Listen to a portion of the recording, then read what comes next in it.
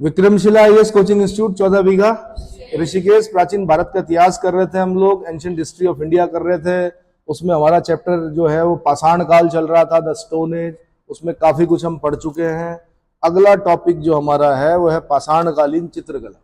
पाषाणकालीन चित्रकला तो मानव द्वारा की गई चित्रकारी का सर्व प्राचीन प्रमाण उच्च पुरा पाषाण काल से मिलता है। सबसे पहले तो ये वर्ड याद कर लो, उच्च पुरा पाषाण काल। क्या याद करना है? अपर पैलेलिथिक पीरियड, क्योंकि जो भीमबेटका के चित्र भी है वो अपर पैलेलिथिक के भी है उसमें, और मेसोलिथिक पीरियड के भी है। उच्च पुरा पाषाण काल के भी है और मध्य पाषाण काल के भी है। तो इसलिए आपने सबसे पहले क्या वर्ड याद करना है? अपर पैलेलिथिक पीरियड या उच्च पुरा पाषाण काल। ठीक है, तो चित्रकला के चित्रकारी के सर्व प्राचीन प्रमाण जो है उच्च पुरा पाषाण काल के मिलते हैं। तदंतर मध्य पाषाण काल, नव पाषाण काल, ताम्र पाषाण काल में चित्रकला के और परिष्कृत स्वरूप दिखाई देते हैं जो इन कालों के जनजीवन को प्रतिबिंबित करते हैं। भारत के विभिन्न क्षेत्रों में शैलाश्रयों और शैलों पर जो अंकित जो चित्र मिले हैं उन्हें शिला चित्रकला कहा जाता है। क्या कहा जाता है? उस समय भाई उनके पास कागज तो था नहीं, ना पेन थे, ना ब्रश थे, ना रंग थे। रंग भी पत्थरों से रंग बनाते थे। वो नीले रंग के पत्थर पाए गए हैं भीमबेटका के आसपास, है ना। तो उन्हें शिला चित्रकला कहा गया है। सर्वप्रथम ए कार्लाइल, अब इनका नाम याद करना आपने, ए कार्लाइल का। ए कार्लाइल ने मध्य प्रदेश के सुहागी घाटी में स्थित शैलाश्रयों पर बने चित्रों की ओर विद्वानों का ध्यान आकृष्ट किया था। इसके बाद जे कार्क बर्न और कार्लाइल ने मिर्जापुर में प्रागैतिहासिक चित्रों की खोज की। किसने? सुहागी घाटी स्थित शैल चित्रों पर बने चित्रों की ओर विद्वानों का ध्यान आकर्षण करने वाले पहले विद्वान कौन थे? आंसर ए कार्लाइल थे। दूसरा पूछेगा कि बाद में जे कार्कबर्न और कार्लाइल ने कहां पर प्रागैतिहासिक कालीन चित्रों की खोज की? तो मिर्जापुर के प्रागैतिहासिक कालीन चित्रों की खोज की। शैलीगत विशेषताओं और वर्ण विशेषताओं के आधार पर शिला चित्रकला को प्रागैतिहासिक, ताम्रपाषाणिक और ऐतिहासिक चित्रकला के रूप में वर्गीकृत किया जाता है। शिला चित्र जम्मू कश्मीर में, उत्तराखंड के पर्वतीय कुमाऊं क्षेत्र में, उत्तर प्रदेश के पठारी क्षेत्र में, मध्य प्रदेश व दक्षिण भारत से प्राप्त हुए हैं, जिनमें मिर्जापुर स्थित बाणगढ़, शाहपुर, घोड़ामगर, मेहडरिया, मध्य प्रदेश के रायसेन जिले में स्थित भीमबेटका और पंचमढ़ी, ये सबसे इंपॉर्टेंट जगह है। पंचमढ़ी आईएएस का क्वेश्चन रहा है। ये हिल स्टेशन भी है, मध्य प्रदेश में पड़ता है, हिल स्टेशन भी है। साथ में चित्रकला के शिला चित्रकला के भी उदाहरण यहाँ से मिले हैं। ऐसे ही भीमबेटका तो आपको पता ही है ना, ये सबसे इंपॉर्टेंट है। यूनेस्को की विश्व विरासत सूची में इसको रखा गया है। उच्च पुरा पाषाण कालीन चित्रों में पशुओं की आकृतियां आकार में बड़ी हैं, कुछ तो 2-3 मीटर तक की हैं। लोगों को छोटे छोटे समूहों में दर्शाया गया है, जबकि मध्य पाषाणिक चित्रों में यह आभास होता है कि इस समय पुरा पाषाण युग की अपेक्षा सामाजिक संगठन अधिक सुदृढ़ हो गए थे। मध्य पाषाणिक चित्रों में लोगों को शिकार करते हुए, खाद्य सामग्री एकत्रित करते हुए, मछली पकड़ते हुए, कुछ पशुओं को पालतू रूप में प्रदर्शित किया गया है। इसके अलावा बच्चों के जन्म व पालन पोषण आदि को भी चित्रित किया गया है। बच्चों के जन्म और पालन पोषण आदि को भी चित्रित किया गया है। पाषाणकालीन चित्रकारी में लाल, हरा, काला और सफेद रंग का प्रयोग किया गया है। अभी तो आपने उत्तराखंड के चित्र भी पढ़ने हैं। गोरखिया उडियार पढ़ना है, लाखू उडियार पढ़ना है ना, पेट शाल पढ़ना है, और क्या आगे है, और तो लाखू उडियार, गोरखिया उडियार सबसे इंपॉर्टेंट है हमारे उत्तराखंड में, है ना। तो यहाँ के भी चित्र पढ़ने हैं। तो लेकिन अभी मैं बता रहा हूँ कि पाषाणकालीन चित्रकला में किन किन रंगों का प्रयोग हुआ। लाल, हरा, काला और सफेद रंगों का प्रयोग किया गया। ये रंग खनिजों से तैयार किए जाते थे। रंगों को टिकाऊ और पक्का बनाने के लिए उसमें पशुओं की चर्बी मिलाई जाती थी। इसकी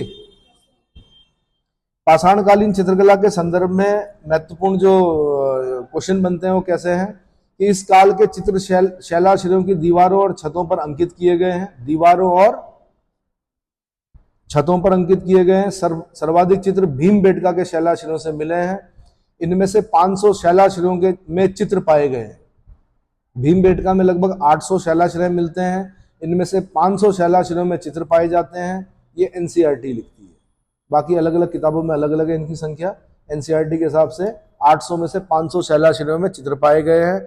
ये विभिन्न कालों से संबद्ध चित्र हैं, परंतु सर्वाधिक संख्या में मध्य पाषाण काल के चित्र, इसके मध्य पाषाण काल के चित्र हैं।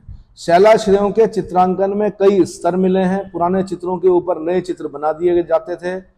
चित्रों के निर्माण में कोणीय रेखाओं का प्रयोग किया गया है। पशु चित्र बनाते समय उसे मधुमक्खी के छत्ते जैसी आकृति से भरा गया है, मधुमक्खी के छत्ते जैसी आकृति से भरा गया है। मिर्जापुर में घोड़ा मगर एक जगह पड़ती है, वहां से गैंडे के आखेट का दृश्य का चित्रांकन मिलता है। मिर्जापुर में एक जगह है, कौन सी, घोड़ा मगर, वहां पर जो चित्र बना हुआ गैंडे का आखेट करते हुए, आखेट मतलब शिकार, गैंडे का शिकार करने का दृश्य चित्रांकित है। और मेहडरिया से ऊंट के आखेट का दृश्यांकन मिलता है। ऊंट का आखेट, ऊंट आज भले ही पालतू हैं, लेकिन किसी जमाने में ऊंट कैसे रहे होंगे, जंगली रहे होंगे, जंगली मतलब खुले रहे होंगे, किसी के मतलब पाले हुए नहीं रहे होंगे, है ना। पंचमढ़ी से प्राप्त शहद एकत्रण और संगीत का आनंद लेते हुए प्रेमी युगल का चित्रण उल्लेखनीय है। अब ये आईएएस के क्वेश्चन होते हैं ऐसे कि पंचमढ़ी के चित्रों में सबसे इंपॉर्टेंट चित्र कौन सा है। एक तो शहद एकत्रण, यानी शहद को कैसे एकत्र करना है मधुमक्खी के छत्ते से, और दूसरा संगीत का आनंद लेते हुए प्रेमी युगल, यानी एक बालक बालिका क्या है, संगीत का आनंद ले रहे हैं, ठीक है। ताम्र पाषाणिक चित्रों में पालतू पशुओं के चित्रण की प्रधानता दिखती है। लोगों को बैल की सवारी करते हुए, तकुदमान, बैल के सिंगों में फीता बांधे हुए, ऐसे चित्र बनाए जाते थे। कौन सा बैल, ककुदमान, बैल के सिंगों में फीता बांधे हुए, इतना समझ में आ गया। तो ये कुछ चित्रकाली पाषाणकालीन चित्रकला से संबंधित क्या है, कुछ पॉइंट्स थे। यहाँ से क्वेश्चन बनने की संभावना होती है। ज्यादा क्वेश्चन भीमबेटका से बनता है, पंचमढ़ी से बनता है, और कहाँ से, ये रंग वगैरह पूछ लेता है, कौन कौन से रंगों का प्रयोग किया गया, तो लाल, हरा, काला और सफेद। अब इसके बाद मैं बता रहा हूं लौह युगीन और महापाषाण संस्कृतियां, यानी the iron and megalithic cultures. तो उसमें लौह युगीन संस्कृतियों के बारे में, यानी द आयरन पीरियड कल्चर के बारे में बता रहा हूं। ताम्र और कांस्य युग के उपरांत मानव ने लौह धातु का ज्ञान प्राप्त किया और इसका उपयोग हथियारों और कृषि उपकरणों के निर्माण में किया। इसमें हथियारों और कृषि उपकरणों के निर्माण में किया। सामान्यतः भारत में लौह युग का प्रारंभ उत्तर वैदिक काल यानी 1000 ईसा पूर्व से माना जाता है, 1000 BC से माना जाता है। इसके परिणाम स्वरूप मानव जीवन में युगांतरकारी परिवर्तन आए। भारत के उत्तरी, पूर्वी, मध्य और दक्षिणी भागों में उत्खनन के फलस्वरूप लगभग 725 पुरास्थलों से लौह उपकरणों के प्रयोग के साक्ष्य प्राप्त हुए हैं। इनमें उत्तर भारत के प्रमुख लौहकालीन स्थलों में अहिछत्र यानी बरेली, आलमगीरपुर, अतरंजी खेड़ा, श्रावस्ती, हस्तिनापुर, अल्लाहपुर मेरठ में, अल्लाहपुर मेरठ का अल्लाहपुर, काम्पिल्य यानी अगला जखेड़ा, खलोआ, बटेश्वर, नूह और रोपड़, ये प्रमुख स्थल हैं। इन लौहयुगीन सांस्कृतिक स्थलों से प्राप्त जो चीजें प्राप्त हुई हैं वो बता रहा हूं। उत्तर भारत के लौहकालीन स्थलों से चित्रित धूसर मृदभांड यानी पेंटेड ग्रेवेयर, PGW, यहां पर भी PGW लिखा होगा, इसका मतलब चित्रित धूसर मृदभांड के साक्ष्य मिले हैं। रेडियो कार्बन डेटिंग, अब इनका पता कैसे करते हैं, कार्बन डेटिंग से, C14 से carbon dating. Radio carbon dating के आधार पर इनका काल निर्धारण ईसा पूर्व 8वीं-9वीं शताब्दी स्वीकार किया गया है। इस विशिष्ट मृदभांड से के साथ लोहे के विभिन्न उपकरण जैसे बाणाग्र, भाले, कुदाल, चाकू, कुल्हाड़ी, बसुला, पिन, चिमटा, कील आदि के भी प्रमाण मिले। हस्तिनापुर और अतरंजी खेड़ा, ये एटा जिला में पड़ता उत्तर प्रदेश में, से धातुमल यानी आयरन स्लैग और भट्टियों के प्रमाण प्राप्त हुए हैं, जिससे ज्ञात होता कि यहाँ के लोग लोहे को गलाकर विभिन्न प्रकार के उपकरण बनाने में निपुण थे। कहाँ के, हस्तिनापुर और अतरंजी खेड़ा, कहाँ पर, एटा डिस्ट्रिक्ट, अतरंजी खेड़ा कहाँ पर, एटा जिला, ठीक है। लौह धातु में सर्वप्रथम युद्ध संबंधी हथियार बनाए गए। उसके बाद कृषि संबंधी विभिन्न उपकरण जैसे हंसिया, खुरपी, फाल, ये सब बनाए गए। पूर्वी भारत के प्रमुख लौहकालीन स्थलों में पांडुराजार ढीवी, महिषादल, सोनपुरा बिहार में है, चिरांद बिहार, ये सब प्रमुख हैं। यहाँ से लाल और काले मृदभांड तथा बाणाग्र, छेनिया, कीले, इनके साक्ष्य प्राप्त हुए हैं। इनका काल लगभग 8वीं शताब्दी ईसा पूर्व का माना जाता है। दक्षिणी पूर्वी उत्तर प्रदेश के विभिन्न स्थलों यथा मल्हार चंदौली में पड़ता है, झूसी ये प्रयागराज में पड़ता है, राजा नल का टीला ये सोनभद्र में पड़ता है। ये यहाँ से प्राप्त पुरानिधियों के आधार पर लोहे की प्राचीनता लगभग 1500 ईसा पूर्व तक मानी जाती है। एनसीईआरटी के अनुसार भी लौह काल की प्राचीनता जो है 1500 ईसा पूर्व निर्धारित की गई है। पहले लोहे की प्राचीनता 1050 ईसा पूर्व तक थी, अब जो है वो 1500 ईसा पूर्व मानी जाती है। एनसीईआरटी जो बोलेगी वही मान्य होगा यूपीएससी। ठीक है, इतना समझ में आ गया। मध्य भारत के प्रमुख लौहकालीन पुरास्थल एरण और नागदा से लौह निर्मित दुधारी कटार, कुल्हाड़ी, बाणाग्र, चाकू, हंसिया आदि के साक्ष्य प्राप्त हुए हैं। एरण एवं नागदा की प्रारंभिक संस्कृति जो थी वो ताम्र पाषाणिक है, किंतु इसके पश्चात यहाँ पर लौहकालीन संस्कृति का विकास हुआ था। राजस्थान में स्थित नूह नामक स्थल और इसके दोआब क्षेत्र से काले और लाल मृदभांड के साथ लोहे का साक्ष्य मिला है, जिसकी संभावित तिथि ईसा पूर्व 1400 निर्धारित की गई है। आलमगीरपुर, मांडा, भगवानपुरा, रोपड़ और दधेरी ये सैंधवकालीन स्थलों से सभ्यता के पतन यानी 1700 ईसा पूर्व तत्काल पश्चात लौह काल से संबंधित चित्रित धूसर मृदभांड के साक्ष्य मिले हैं। दक्षिण भारत के विभिन्न पुरातत्विक स्थलों यथा ब्रह्मगिरी, हल्लूर, चिंगलपुत, मास्की, सानूर, पदुकोटे यहाँ से महापाषाणिक समाधियों के साक्ष्य मिले हैं।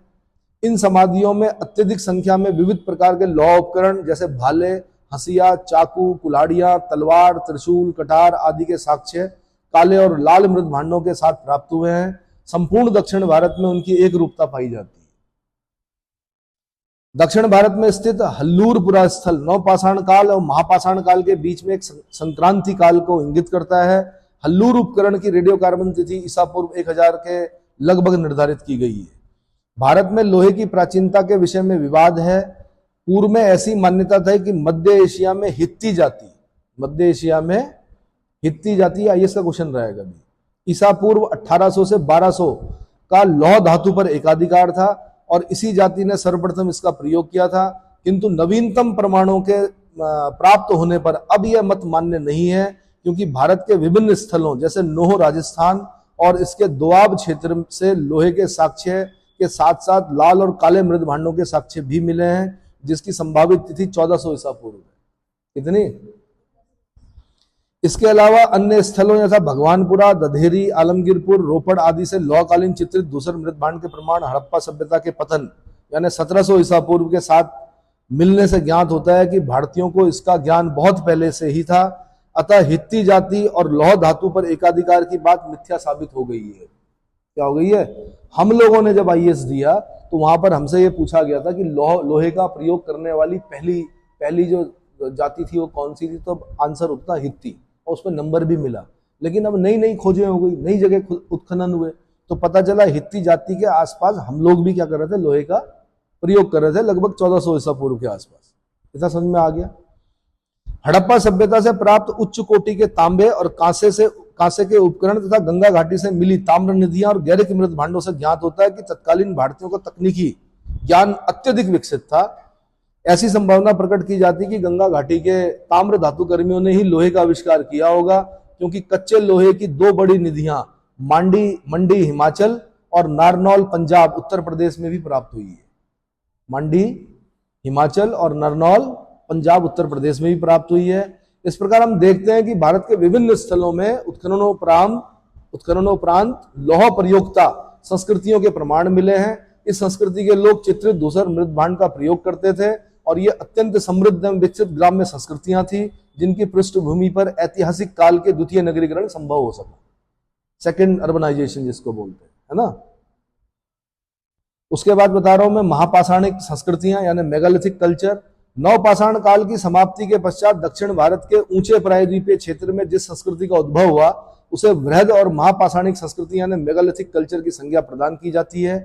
वस्तुतः इस संस्कृति के लोग अपने मृतकों के अवशेषों को सुरक्षित रखने के लिए बड़े बड़े पत्थरों यानी मेगालिथ का प्रयोग करते थे। कारण स्वरूप इस संस्कृति को मेगालिथ कल्चर और महापाषाणिक संस्कृति कहा गया। इस संस्कृति की खोज बीडी कृष्णस्वामी ने की थी। ये क्वेश्चन इंपॉर्टेंट है। बीडी कृष्णमूर्ति जी ने इस संस्कृति की महापाषाणिक संस्कृति यानी मेगालिथिक कल्चर की खोज की थी। अन्य देशों में भी, यूरोप में भी स्टोन हेंज पाए जाते हैं। आपके क्या पाए जाते हैं? स्टोन हेंज, ऐसे ही हमारे दक्षिण भारत में भी महापाषाणिक संस्कृतियां थी, आज भी बनाते हैं हम। ऐसा नहीं है कि आज हम भूल गए हैं इनको, आज आकार छोटे हो गए। आज पितृकूड़ा, जैसे उत्तराखंड में पितृकूड़े होते हैं, है ना, पत्थर के ऊपर पत्थर रख के क्या करते हैं। या हरिद्वार अगर आप जाएंगे तो हरिद्वार में एक जगह पड़ती है, नगर निगम के बगल में ही एक स्थल है जहां पर पितरों की पूजा होती है। वहां पर अब सीमेंट के बने हुए होते हैं। क्या बने होते हैं? तो दूर दूर से आते हैं लोग अपने पितरों को क्या देने के लिए, साल भर में एक बार या श्राद्धों में क्या देने आते हैं, तर्पण देने आते हैं। समझ में आ गया। दक्षिण भारत में इस संस्कृति का विस्तार तमिलनाडु में स्थित आदिचनल्लूर से लेकर उत्तर में महाराष्ट्र के नागपुर तक प्राप्त हुआ। भारत के कर्नाटक, आंध्र और केरल राज्यों के विभिन्न पुरातन स्थलों जैसे मास्की, चिंगलपुत, ब्रह्मगिरी, सानूर और पुदुकोट्टे, यहां से भी वृहत पाषाणिक समाधियों के साक्ष्य प्राप्त हुए हैं। कर्नाटक एवं आंध्र प्रदेश में ग्रेनाइट चट्टानों वाले प्रदेश में भी वृहत पाषाणिक संस्कृति लौह युगीन थी। वृहत पाषाणिक संस्कृति जो थी वो क्या थी? लौह युगीन थी। इस संस्कृति के पोषक अपने आवास एवं अपने मृतकों की समाधियां बनाने के लिए अधिकांशतः पहाड़ियों की ढलानों का प्रयोग करते थे। दक्षिण भारत में यह संस्कृति हमें नवपाषाण काल से सीधे ऐतिहासिक युग में प्रवेश कराती है। दक्षिण भारत के महापाषाणिक सांस्कृतिक स्थलों से विभिन्न आकार प्रकार की समाधियों के साक्ष्य मिले हैं, जैसे डालमेन ताबूत, पत्थर की मेज, डालमेन ताबूत यानी पत्थर की मेज। इस प्रकार की महापाषाणिक समाधि जमीन के ऊपर बनी होती थी। इन समाधियों से काले और लाल मृत भांडों के साथ लौह उपकरणों के साक्ष्य भी प्राप्त हुए हैं। डालमेन ताबूत के साक्ष्य ब्रह्मगिरी और चिंगलपुत से मिले हैं। अब यहां से क्वेश्चन बनेगा कि डालमेन ताबूत यानी पत्थर की मेज के आकार के जो ताबूत हैं वो कहां से प्राप्त हुए हैं? ब्रह्मगिरी और चिंगलपुत से प्राप्त हुए। समझ में आ गया। अगला है छाता प्रस्तर या शीर्ष प्रस्तर प्रकार की महापाषाणिक समाधियों के शीर्ष भाग खुले हुए सर्प के फण की तरह प्रतीत होते हैं। इन्हें क्रमशः टोपी कल्लू और कुदई कल्लू भी कहा जाता है। आईएएस वाले ऐसे क्वेश्चन पूछते हैं यूपीएससी कि टोपी कल्लू और कुदई कल्लू से क्या समझते हैं आप लोग।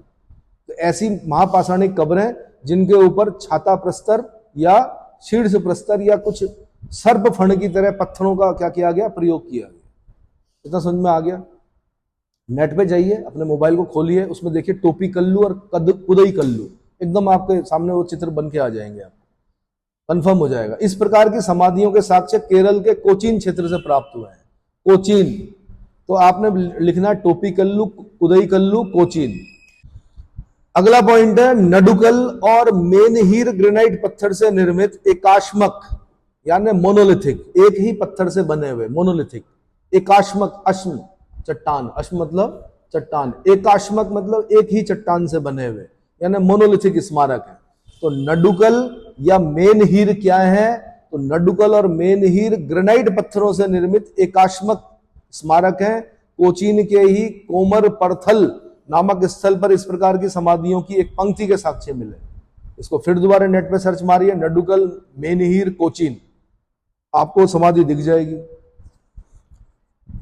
ठीक है भाई। अगला स्तूपाकार ढेर या वृत्त, संगोरा बोलते हैं उनको, स्तूपाकार ढेर या वृत्त प्रकार की समाधियों का निर्माण जमीन में गड्ढा खोदकर किया जाता था।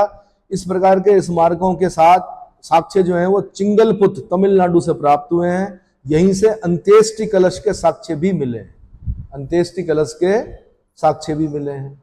ऐसे ही केरल के कोचीन जिले में स्थित कट्टकम्पल और त्रिपुर के पोर्कलम से गुफा समाधियों के साक्ष्य मिले हैं। यहां से लौह उपकरण और मृत भांडों के भी प्रमाण मिले।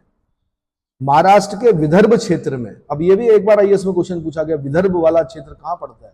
आंसर महाराष्ट्र वाला जो एक रीजन है पर्टिकुलर, तो विदर्भ क्षेत्र में स्थित विभिन्न स्थलों यथा जूनापानी, माहूझार्री, पेनार, ताकल घाट और कौंडिन्यपुर आदि से संगोरा और शिष्ट प्रकार की समाधियों के साथ लाल और काले मृत भांड तथा लोहे के उपकरणों के साक्ष्य प्राप्त हुए। अगला माहूझार्री और नायकुंड स्थलों के प्रत्येक महापाषाणिक समाधि से तांबे के आभूषण सहित घोड़े के साक्ष्य प्राप्त हुए हैं।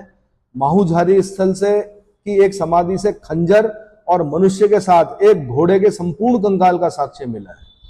Very very important. घोड़ा कहां से आया भाई? घोड़े तो आर्य लेके आए थे कि, लेकिन यहां से घोड़े का पूरा पूरा कंकाल मिला है। कहां से? कहां से भाई? माहू झारी से। माहुर झारी स्थल से एक समाधि में खंजर मिला है, साथ में मनुष्य के साथ एक घोड़े का संपूर्ण कंकाल का साक्ष्य मिला है, जो योद्धा परंपरा की ओर संकेत करता है।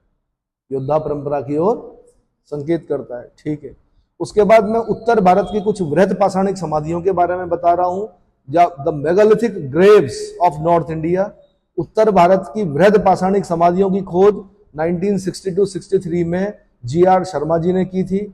इनके द्वारा विंध्य क्षेत्र की पहाड़ी भागों में प्रारंभ किए गए अनुसंधानों के फलस्वरूप सोनभद्र, मिर्जापुर, बांदा, चित्रकूट, बनारस और प्रयागराज जिले के विभिन्न स्थलों यथा हथनिया, मघा, कोटिया, ककौरिया, खजूरी और कोल्डी हवा आदि से इस प्रकार की समाधियों के साक्ष्य प्राप्त हुए।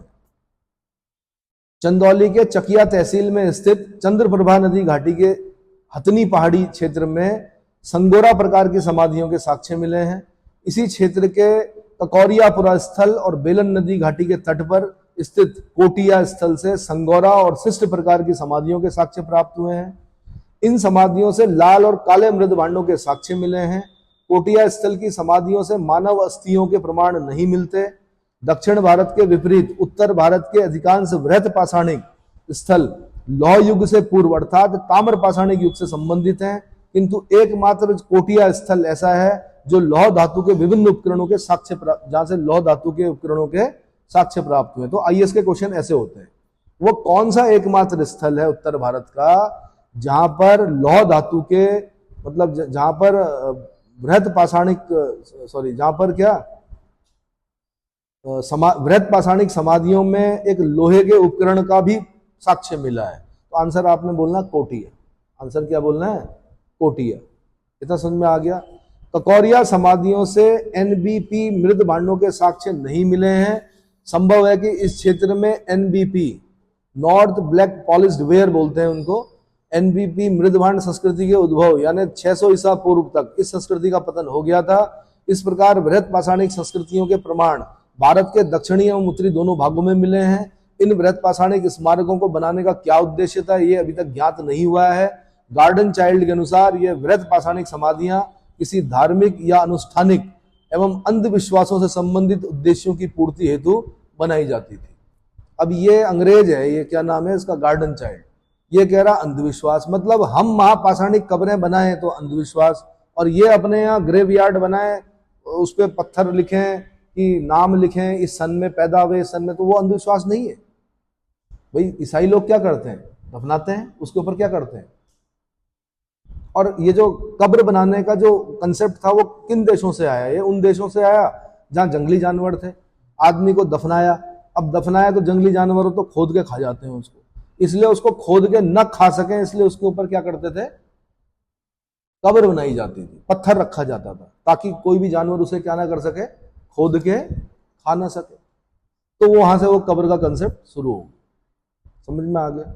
लेकिन मैंने कहा अंत्येष्टि में सबसे अच्छा माना जाता जलाना। क्या माना जाता? हालांकि वो एनवायरनमेंट को क्या करता है? पोल्यूट करता है, लेकिन फिर भी जो कब्र में दफनाई जाती है तो उसमें फिर कीड़े भी पड़ते हैं, बहुत स्मेल भी। कई बार अगर माना कोई क्राइम हो गया तो कई बार 1 महीने बाद खोदनी पड़ती है कब्र, उसका DNA निकालना पड़ता है, तो वहां तो कीड़े पड़े होते हैं, सड़ चुका होता हो, बड़ी स्मेल आती है। समझ में आया? तो हालांकि बनता बाद में मिट्टी है, लेकिन एक समय लगता है उसको क्या करने में, मिट्टी बनने में। समझ में आ गया? तो ये कह रहा उद्देश्य क्या था? तो उद्देश्य कुछ नहीं था भाई, अपने प्रियजनों के प्रति एक सम्मान प्रकट करने के लिए या हर साल उनको क्या करने के लिए, याद करने के लिए कुछ धार्मिक अनुष्ठानिक कार्य किए जाते होंगे, बार बार उनको याद किया जाता होगा, इसलिए उन्होंने ये बनाए उनकी याद में। सीधी सी बात है, आज भी बनाते हैं लोग, है ना? आज भी क्या करते हैं? उस समय फोटोएं तो थी नहीं, कैमरे थे नहीं, तो क्या करते होंगे? उनको याद करने के लिए बना देते हैं। तो अब कुछ क्वेश्चन मैं बता रहा हूं आपको कैसे कैसे क्वेश्चन बनते हैं कि प्राचीन मानव द्वारा प्रयोग की गई धातुओं का क्रम क्या है। तो सबसे पहले तांबा प्रयोग किया गया, फिर कांसा प्रयोग किया गया, फिर लोहा प्रयोग किया गया। सबसे पहले तांबा, फिर कांसा। कांसा भी तांबे से बनता है। तांबे में अगर आप टिन मिला दो तो कांसा बनता है, ब्रॉन्ज बनता है, और फिर लोहा प्रयोग किया गया। चित्रित धूसर मृत भांड का संबंध किस संस्कृति से है? तो लौह युगीन संस्कृति से। किससे? इसको बोलते हैं पीजीडब्ल्यू, पेंटेड ग्रे वेयर। चित्रित धूसर मृत भांड, पेंटेड ग्रे वेयर। ठीक है। अगला, कालीबंगा, हुलास, बुर्जहोम और अतरंजी खेड़ा में से भारत के किस स्थल की खुदाई से लौह धातु के प्रचलन के प्राचीनतम प्रमाण मिले हैं? Answer is Atranji Khera. Answer is लोहे धातु के प्रचलन के प्राचीनतम प्रमाण अतरंजी खेड़ा से मिले हैं। अगला, उत्तर के कौन कौन से लौहकालीन स्थलों से धातुमल यानी आयरन स्लैग एवं भट्टियों के प्रमाण मिले हैं? तो अतरंजी खेड़ा और हस्तिनापुर। अतरंजी खेड़ा और हस्तिनापुर। ऋग्वेद में कवच एवं शिरस्त्राण का उल्लेख मिलता है जो लोहे के बने थे। शिरस्त्राण क्या था? तो शिरस्त्राण मतलब हेलमेट। आज के बाद अब हेलमेट को क्या बोलना? शिरस्त्राण बोलना। स्टड का शिरस्त्राण दीजिए हमें। स्टड का ही आता अच्छा वाला। हाँ जी, ठीक है। तो ये आईएएस का क्वेश्चन है, 2017 में पूछा गया। शिरस्त्राण क्या था? Answer helmet. और ये किसका बना होता था? लोहे का बना होता था। ठीक है। अच्छा, ऋग्वेद में एक स्थान पर कवच तथा शत्रुओं से सुरक्षित लौह दुर्ग बनाने के लिए सोम का आह्वान किए जाने का प्रमाण मिलता है। ऋग्वेद में गालव नामक ऋषि की चर्चा की गई है, जिन्होंने पांचाल नरेश दिवोदास को 10 राज्य युद्ध में लोहे की तलवारें देकर सहायता की थी। लोहे की तलवारें देकर, है ना, दिवोदास को लोहे की तलवारें दी थी कि गालव नामक ऋषि ने। अगला, कन्नौज नरेश अष्टक ने अपने पुत्र का नाम लोही रखा था। क्या रखा था? वाजसनेयी संहिता में लोहे तथा श्याम शब्द प्रयुक्त हुआ है। विद्वानों ने श्याम शब्द का अर्थ लोहा माना है। श्याम शब्द का अर्थ, अथर्ववेद में लोहामस और श्याम अयस, लोहामस और श्याम अयस शब्द मिलता है। श्याम अयस का तात्पर्य लौह धातु से है। व्हीलर ने ब्रह्मगिरी के उत्खनन में 3 संस्कृतियों को उद्घाटित किया, जिसमें दूसरी संस्कृति जो थी वो क्या थी? वृहत पाषाण काल की थी। पय्यमपल्ली और हल्लूर आदि पुरास्थलों से प्राप्त रेडियो कार्बन तिथियां वृहत पाषाणिक संस्कृतियों के प्रारंभ की तिथि ईसा पूर्व 1000 मानती है, यानी 1000 बीसी मानती है। आदिच नल्लूर नामक वृहत पाषाणिक सांस्कृतिक स्थल से प्राप्त साक्ष्यों से दक्षिण के अत्यंत प्रिय देवता मुरुगन की उपासना का साक्ष्य मिलता है। मुरुगन कौन है? भगवान शिव के बड़े पुत्र कुमार कार्तिकेय। उत्तर भारत में हम बोलते हैं उनका वाहन है मोर। क्या है? मोर। कितने सिर हैं उनके? है ना। और वो बड़े पुत्र हैं। और उनका जन्म जो हुआ था वो किसको मारने के लिए हुआ था? तारकासुर को मारने के लिए हुआ था। और ये देवताओं के सेनापति हैं। स्कंद कार्तिकेय कहा जाता है उत्तर भारत में। क्या कहा जाता है? दक्षिण भारत वालों का मानना है कि जो शिव के बड़े पुत्र हैं कुमार कार्तिकेय, उनका वाहन मुर्गा है, इसलिए उनको मुरुगन स्वामी बोलते हैं। क्या बोलते हैं? मुरुगन स्वामी बोलते हैं। समझ में आ गया? तो जैसे ओ गॉड बोलते हैं ना आप लोग कई बार, तो वहां पे मुरुगन मतलब जब कोई समस्या आती है किसी को तो मुरुगन बोलते हैं। मतलब जैसे हे भगवान नहीं बोलते हम लोग, वैसे मुरुगन वहां का बड़ा प्रसिद्ध देवता है मुरुगन। ठीक है। देवताओं के सेनापति कौन? कालिदास ने एक किताब लिखी है कुमार संभव। क्या लिखी है? उसमें कुमार कार्तिकेय की जन्म की कथा का वर्णन किया। गुप्त काल में है कालिदास। क्या लिखता है? कुमार संभव। तो कुमार कार्तिकेय की जन्म की घटनाओं का विवरण करता है वो, है ना, विद्वान कालिदास। अच्छा जी, अलगैर नामक महापाषाणिक स्थल आवासीय एवं समाधान का मुख्य केंद्र था। अलगैर महापाषाण संस्कृति का संबंध लौह काल यानी 1000 ईसा पूर्व से 600 ईसा पूर्व से। ठीक है। वृहत पाषाणिक संस्कृतियों की प्रमुख विशेषताएं थोड़ा सा मैं बता दूं जल्दी कि प्राय सभी समाधियों का निर्माण ऊंचे स्थलों पर किया गया था। विभिन्न प्रकार के लौह उपकरण जैसे भाला, चाकू, तलवार, कटार, छेनी, कुल्हाड़ी आदि के साक्ष्य प्राप्त हुए इन समाधियों से। काले और लाल मृत भांडों के प्रयोग के अतिरिक्त ताम्र एवं कांस्य निर्मित बर्तनों के प्रयोग के साक्ष्य भी मिले हैं। इन समाधियों के निर्माता कृषि कर्म से परिचित थे। प्रमुख उत्पादित अनाज जो थे वह चावल, जौ, रागी, चना आदि थे। लगभग सभी समाधियों से आंशिक समाधिकरण के साक्ष्य मिले। इसके आंशिक समाधिकरण के साक्ष्य मिले। इसके बाद मैं आपको एक पेपर दे रहा हूं, उस पेपर को कीजिए। आपने इस चैप्टर में कितना पढ़ा वो इस पेपर से तय होगा कि आपके कितने नंबर आ रहे हैं।